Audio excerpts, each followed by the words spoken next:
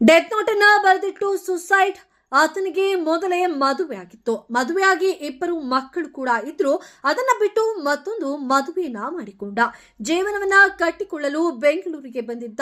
ಬಾಡಿಗೆ ಮನೆಯನ್ನ ಮಾಡಿಕೊಂಡು 2ನೇ ಹೆಂಡತಿಯನ್ನ ತುಂಬಾ ಚೆನ್ನಾಗಿ ನೋಡಿಕೊಳ್ಳುತ್ತಿದ್ದ.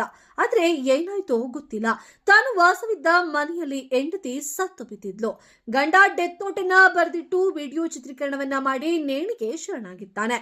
ಅಷ್ಟಕ್ಕೂ ಆ ಡೆತ್ ನೋಟ್ ನಲ್ಲಿ ಏನಿತ್ತು, ಈ ಘಟನೆ ನಡೆದಿದ್ದ ಎಲ್ಲಿ ಅಂತೀರಾ? ಈ ಸ್ಟೋರಿಯನ್ನ ಒಮ್ಮೆ ನೋಡಿ. ಗಂಡ ಹೆಂಡತಿ ಅನುಮಾನಾಸ್ಪದ ಸಾವು. ಗಂಡ ಡೆತ್ ನೋಟನ್ನ ಬರೆದಿಟ್ಟು ಆತ್ಮಹತ್ಯೆ. ಹೀಗೆ ಈ ಫೋಟೋದಲ್ಲಿ ಕಾಣಿಸ್ತಿದ್ದಾರಲ್ಲ, ದಂಪತಿಗಳ ಹೆಸರು ದೀಪಾಂತ್ ಸಬರ್ ಹಾಗೂ ಮಂಜುಳಾ ಸಬರ್ ಅಂತ. ಒರಿಸ್ಸಾ ಮೂಲದ ದಂಪತಿಗಳು ಕಳೆದ 20 ದಿನಗಳ ಹಿಂದೆ ಒರಿಸ್ಸಾದಿಂದ ಬಂದು ಆನೇಕಲ್ ತಾಲೂಕಿನ ಸೂರ್ಯನಗರ ಪೊಲೀಸ್ ಠಾಣಾ ವ್ಯಾಪ್ತಿಯ ಇಲಲಗಿ ಗ್ರಾಮದ ಲವಕುಶ ಲೇಔಟ್ನಲ್ಲಿ ವಾಸವಾಗಿದ್ರು. ಜೀವನಕ್ಕಾಗಿ ಗಂಡ ಬೊಮ್ಮಸಂದ್ರ ಖಾಸಗಿ ಕಂಪನಿಯಲ್ಲಿ ಕೆಲಸವನ್ನ ಮಾಡುತ್ತಿದ್ದ. ಹೆಂಡತಿ ಮಂಜುಳಾ ಗಾರ್ಮೆಂಟ್ಸ್ ಒಂದರಲ್ಲಿ ಕೆಲಸವನ್ನ ಮಾಡ್ತಿದ್ರು. ಇದೇ ಮಂಗಳವಾರ ರಾತ್ರಿ ದೀಪಾಂತ್ ಹಾಗೂ ಪತ್ನಿ ಮಂಜುಳಾ ನಡುವೆ ಜಗಳ ಉಂಟಾಗಿದೆ. ಜಗಳದಿಂದಾಗಿ ಹೆಂಡತಿ ಮಧ್ಯರಾತ್ರಿ ಮೃತಪಟ್ಟಿದ್ದಾಳೆ. ಇನ್ನು ಪತ್ನಿ ಶವದ ಮುಂದೆ ಅಳುತ್ತಲೇ ದೀಪಾಂತ್ ಸಬರ್ ವಿಡಿಯೋವನ್ನ ಮಾಡಿ ನೇಣಿಗೆ ಶರಣಾಗಿದ್ದಾನೆ. ಶಿವಕುಮಾರ್ ಮನೆ ಮಾಲೀಕ ಲೆಟರ್ ಎಡ್ಡರ್ ಡೆತ್ ನೋಟನ್ನ ಬರೆದಿಟ್ಟು ಸಾವನ್ನಪ್ಪಿದ್ದಾನೆ. ನಾನು ದೀಪಾಂತ್ ಸಬರ್. ಇಂದಿನಿಂದ ನಾನು ನನ್ನ ಜೀವನವನ್ನ ಕೊನೆಗೊಳಿಸುತ್ತಿದ್ದೇನೆ. ನಾನು ಮಂಜುಳಾ ಸಬರ್ ಅವರನ್ನ ಪ್ರೀತಿಸುತ್ತಿದ್ದೆ. ನಿನ್ನೆ ರಾತ್ರಿ ನಮಗೆ ಜಗಳವಾಯಿತು ಮತ್ತು ರಾತ್ರಿ 1 ಗಂಟೆಗೆ ಅವಳು ಸೀರೆಯಿಂದ ನೇಣನ್ನ ಹಾಕಿಕೊಂಡಿದ್ದಾಳೆ. ಅವಳಿಲ್ಲದೆ ನಾನು ಬದುಕಲು ಸಾಧ್ಯವಿಲ್ಲ. ಅದಕ್ಕಾಗಿಯೇ ನಾನು ನನ್ನ ಪ್ರಾಣವನ್ನ ಸಹ ನೀಡುತ್ತಿದ್ದೇನೆ ಮತ್ತು ಇದು ನನ್ನ ಕೊನೆಯ ನಿರ್ಧಾರ. ಇಲ್ಲಿ ಯಾರಿಗೂ ಯಾವುದೇ ತಪ್ಪಿಲ್ಲ. ಇದು ನಮ್ಮ ತಪ್ಪು. ತಾರಾಮಣಿ, ದಯವಿಟ್ಟು ನನ್ನ ಮಕ್ಕಳನ್ನ ನೋಡಿಕೊಳ್ಳಿ. ನನಗೆ ನಿಮ್ಮ ಬಗ್ಗೆ ಯಾವುದೇ ಆಕ್ಷೇಪಣೆ ಇಲ್ಲ. ಕ್ಷಮಿಸಿ ಅಪ್ಪ, ಕ್ಷಮಿಸಿ ಅಮ್ಮ. Good bye. ದೀಪಾಂತ್ ಸಬರ್. ಇನ್ನು ಮನೆ ಮಾಲೀಕ ಶಿವಕುಮಾರ್ 20 ದಿನದ ಹಿಂದೆ ದಂಪತಿಗಳಿಗೆ ಮನೆ ಬಾಡಿಗೆಯನ್ನ ಕೊಟ್ಟಿದ್ರಂತೆ. ಗುರುವಾರ ರಾತ್ರಿ ಶಿವಕುಮಾರ್ ತಾಯಿ ಚೌಡಮ್ಮ 2 ದಿನದಿಂದ ಆ ದಂಪತಿಗಳು ಕಾಣಿಸ್ತಿಲ್ಲ ಅಂತ ಹೇಳಿದ್ರಂತೆ.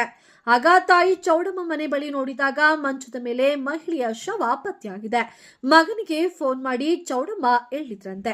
ನಂತರ ಮಗ 112ಕ್ಕೆ ಕರೆಯನ್ನ ಮಾಡಿ ಪೊಲೀಸರಿಗೆ ಮಾಹಿತಿಯನ್ನ ನೀಡಿದ್ದಾರೆ. ಸ್ಥಳಕ್ಕೆ ಬಂದ ಸೂರ್ಯನಗರ ಪೊಲೀಸ್ ಮನೆ ಬಾಗಿಲನ್ನ ಒಡೆದು ನೋಡಿದಾಗ ಪತಿ ನೇಣಿಗೆ ಶರಣಾಗಿದ್ದ. ಪತ್ನಿ ಮಂಚದ ಮೇಲೆ ಮಲಗಿದ್ದಳು ಎಂದು ಮನೆ ಮಾಲೀಕ ಶಿವಕುಮಾರ್ ತಿಳಿಸಿದ್ದಾರೆ. ಶಿವಕುಮಾರ್ ಮನೆ ಮಾಲೀಕರು ಇನ್ನು ಸೂರ್ಯನಗರ ಪೊಲೀಸರು 2 ದಿನಗಳ ಹಿಂದೆ ಈ ಘಟನೆ ನಡೆದಿರಬಹುದು ಎಂದು ಶಂಕೆಯನ್ನ ವ್ಯಕ್ತಪಡಿಸಿದ್ದಾರೆ. ಇನ್ನು ಮೃತ ದೇಹಗಳನ್ನ ಅತ್ತಿಬೆಲೆ ಆಕ್ಸ್ಫರ್ಡ್ ಆಸ್ಪತ್ರೆಗೆ ಶಿಫ್ಟ್ ಮಾಡಲಾಗಿದೆ. ಮರಣೋತ್ತರ ಪರೀಕ್ಷೆಯನ್ನು ನಡೆಸಿ ಸತ್ಯ ತಿಳಿಯಬೇಕಾಗಿದೆ. ಇನ್ನು ಸ್ಥಳಕ್ಕೆ ಡಿವೈಎಸ್ಪಿ ಮಲೇಶ್ ಗೌಡ, ಸೂರ್ಯನಗರ ಇನ್ಸ್ಪೆಕ್ಟರ್ ಸಂಜು ಮಹಾಜನ್ ಭೇಟಿಯನ್ನು ನೀಡಿ ಪರಿಶೀಲನೆಯನ್ನ ನಡೆಸ್ತಾ ಇದ್ದಾರೆ. ಒಟ್ನಲ್ಲಿ ದೂರದ ಊರಿನಿಂದ ಬಂದು ಹೆಂಡತಿಗೆ ಮೋಸವನ್ನ ಮಾಡಿ, ಮಗುವಿಗೆ ಮೋಸವನ್ನ ಮಾಡಿ, ಮತ್ತೊಂದು ಮದುವೆಯನ್ನ ಮಾಡಿಕೊಂಡ. ಜೀವನವನ್ನ ಮಾಡದೆ ಸಾವಿನ ಮನೆಯನ್ನ ಸೇರಿರೋದು ವಿಪರ್ಯಾಸವೇ ಸರಿ. ಆಮೇಲೆ ನಮ್ಮಮ್ಮ ಜೊತೆ ಮತ್ತೆ ಅಲ್ಲೇ ಕೆಲ್ಸಕ್ಕೆ ಹೋಗ್ತಾರೆ. ಆಮೇಲೆ ಸಂಡೇ ಬಂದ್ಬಿಟ್ಟು ಮಂಡೆಯಿಂದ ಅವ್ರಿಗೆ ಕೆಲ್ಸಕ್ಕೆ ಹೋಗಿಲ್ಲ. ನಾನು ಅವರಿಬ್ಬರ ಜೊತೆ ಇಬ್ಬರು ಹುಡುಗಿದ್ರು. ಅವ್ರು ಬಂದು ಹೋಗ್ತಿದ್ರು. ಆಮೇಲೆ ನಮ್ಮಮ್ಮ ಬಂದ್ಬಿಟ್ಟು 2 ಡೇಸಿಂದ ಕೆಲ್ಸಕ್ಕೆ ಬಂದಿಲ್ಲಲ್ಲ, ಯಾಕೆ ಬಂದಿಲ್ಲ ಅಂದ್ಬಿಟ್ಟು ಬುಧವಾರ ಸಾಯಂಕಾಲ ಒಂದು 8 ಗಂಟೆಯಲ್ಲಿ ಹೋಗಿ ನೋಡಿ ಮನೆ ಬಾಗಿಲು ತಪ್ಪಿದ್ರೆ ಓಪನ್ ಮಾಡಿದ್ರು. ಮತ್ತು ಕೀ ಹಾಕ್ತೀವಿ ಸಂಜೆಯಲ್ಲಿ ನೋಡಿದರೆ ಕೈ ಕಾಣಿಸ್ತಿತ್ತು. ನಮ್ಮಮ್ಮಗೆ ಡೌಟ್ ಬಂದು ನನಗೆ ಫೋನ್ ಮಾಡಿದ್ರು. ನಾನು ಹೊರಗಡೆ ಇದ್ದೆ.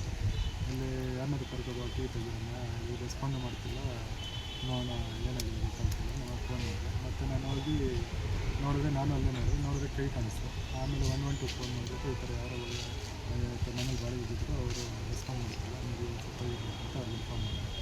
ಆಮೇಲೆ ಇವ್ರಿಗೆ ಸಿಟಿ ಪೊಲೀಸವ್ರಿಗೆ ಫೋನ್ ಮಾಡಿದೆ.